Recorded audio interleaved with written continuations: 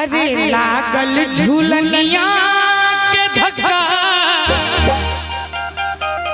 हाँ तोड़ दियो यार, कान का पार तोड़ दियो सब। आई गीत में एक पत्नी अपना पतिदेव के झुलनी के डिमांड करे छथिन, कान में का झुमका के। ओ पतिदेव कत्ता जाय छथिन झुलनी लावले, ओ झुलनी हुनका कते महक पड़ै छै से सुनियो।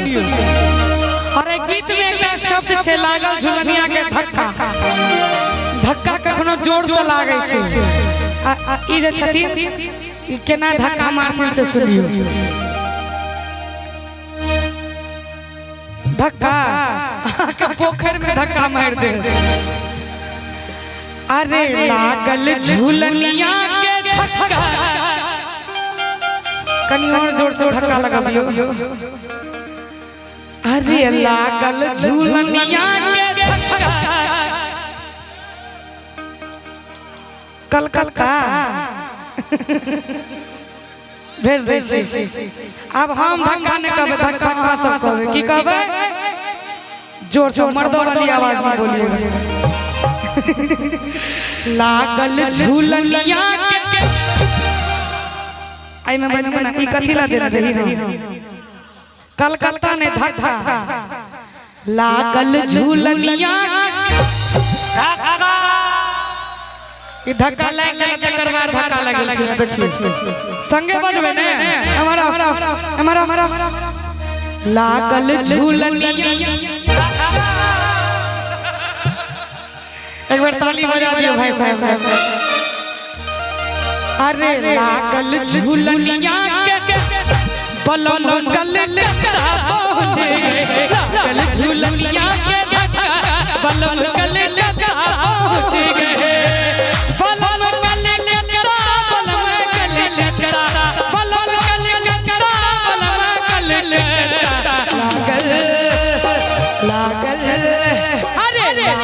झूलनिया के बलम गल पहुंचे गए, झूलनिया के बलम गल पहुंचे गए।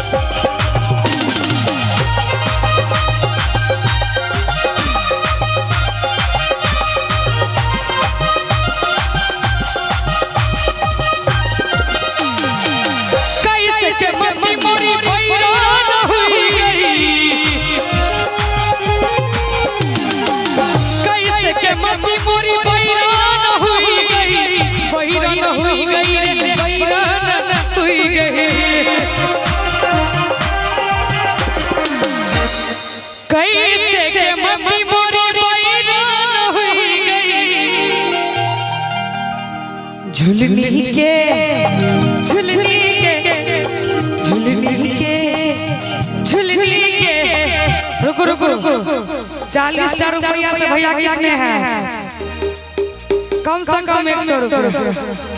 की कॉल से बुझल है कहि छन हमरा विवाह में दूली जी के लऽ जेबै कहबै 40 टका भैया, 40 टका में यो 1 से 1 कम से कम 1000 पूरा भी हो। अच्छा खुद झुलनी के झुलनी के झुलनी के झुलनी के अरे झुलनी के कारण भई बलम गल पहुंचे गए, झुलनिया के बलम गल पहुंचे गए।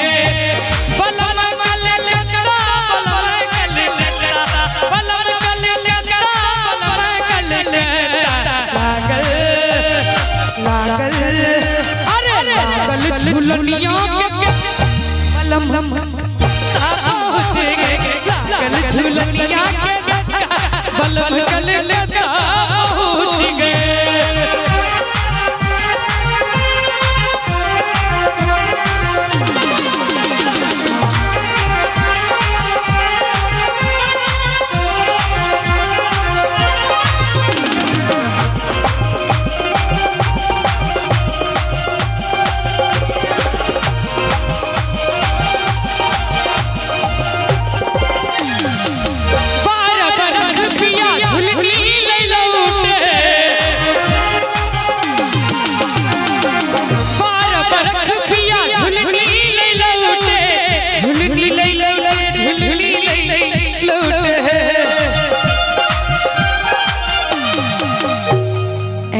खिसियावे छियै ना सभियो खिसियावे छै त के एना मार पीट करबे तो हम नहीं बिया हां 12 बरस के बाद पियाजी झुली लग गइल खी 10 तारीख के दिया छै 21 के तना पागल जगह करै छै 12 बरस पीछे झुली नहीं लौटे